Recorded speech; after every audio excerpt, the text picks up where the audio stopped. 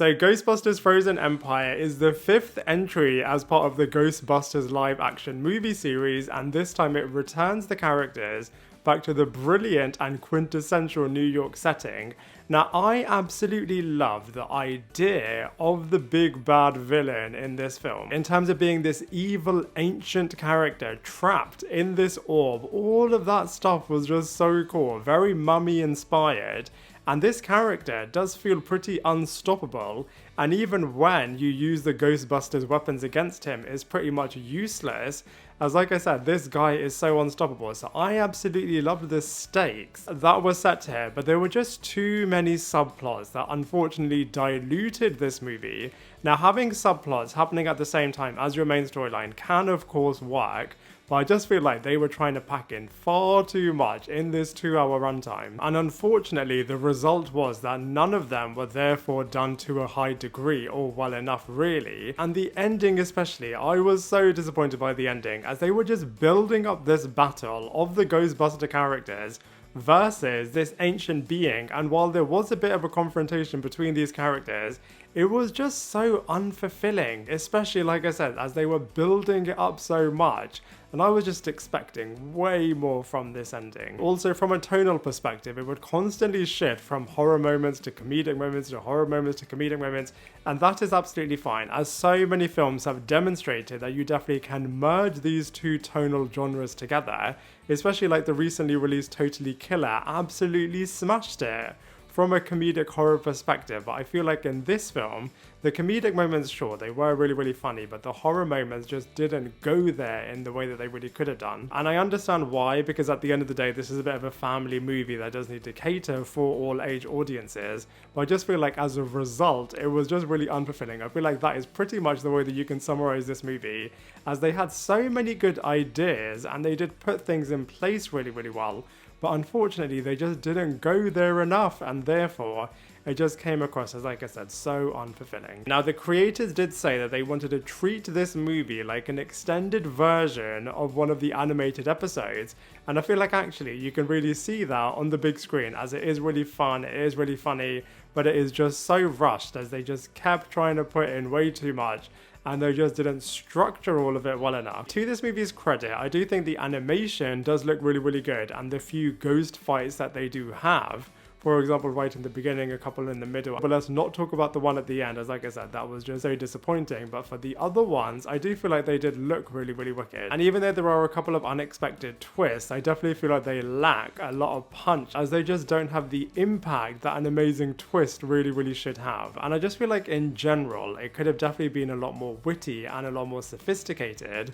But all of that being said, I do feel like, you know, this movie is really watchable, it is pretty fun, and I feel like from a popcorn blockbuster perspective, this movie is a good watch. So even though from a writing and script perspective, I definitely feel like this movie could have and should have been a lot better, I do have to say, from an acting point of view, everyone definitely put their best foot forwards and absolutely delivered. So let's go through them one by one. So first of all, of course, we have the absolutely outstanding Paul Rudd, who I just think is absolutely brilliant, so effortlessly funny, and he just delivered in every single scene. I mean, I wasn't too keen, like I said, from a writing and script perspective, of his storyline in terms of really questioning whether or not he wants to be a stepdad or a friend, as of course most recently he was a bit of a parental figure from a teacher perspective with these kids. So he's just having a little bit of a crisis with all of that. But that being said, outside of that, I feel like Paul Rudd absolutely delivers. Mckenna Grace, very similarly, she is really, really talented too. She is definitely the focus once again in this movie, very similarly to the first movie, especially as the Phoebe Spelliger character was pretty much the lead in the first film. This time I feel like she's slightly taking a back seat because there's so many things and so many characters that they're trying to force in this movie. But that being said, when she does lead, she is really, really good and definitely holds the movie together in a brilliant way. Finn Wolfhard might as well not have been in this movie. I mean, pretty much all of his scenes are just to do with finding the Slimer ghost, and that is pretty funny, but outside of that, he just doesn't really contribute that much from a plot perspective. Carrie Coon is trying to be a bit of a cool, carefree mother, but also trying to have fun with Paul Rudd's character, Gary, at the same time. So I feel like she is okay, but doesn't necessarily do anything from a standout perspective. Emily Anna Lind, I loved it when she came on screen, as I thought this character was really, really cool. But like I keep saying in this movie review, I feel like she was just so unfulfilled, as she was good, but could have been so much better. And I just love the relationship that they're setting up with her and Phoebe's character throughout this movie, as you're thinking that they're going to become friends. And of course, Phoebe is a bit of a ghost hunter, but she can't really suck this ghost up. But then all of the things that transpire between the second and third act was really, really clever. But once again, I just feel like Emily Anna Lynn's character could have done so much more, especially as this actress similarly is super talented. Kumail Nanjiani was decent as well. I mean, some of his jokes landed, some of them did not land at all, and certain moments definitely felt like he was in a bit of an SNL sketch. But that being said, I do feel like he definitely brought the comedic aspects that were much needed in this film, and of course quite literally brought the orb into the Ghostbuster world and thereby unleashed this ice figure. So I feel like from that perspective, he definitely did contribute towards the plot. I'm going to sound like a little bit of a broken record. Celeste O'Connor similarly felt super forced. I feel like her character especially could have explored the horrific aspects so much more. I mean, they do a little bit, but they could have dived into the horror in a much better way here. Out of all the OG characters, I feel like Dan Aykroyd was absolutely brilliant. I loved what they were exploring with him, as he is holding on to the past, but is also trying really hard to have a bit of a productive future. And I feel like his character links into the new cast so well.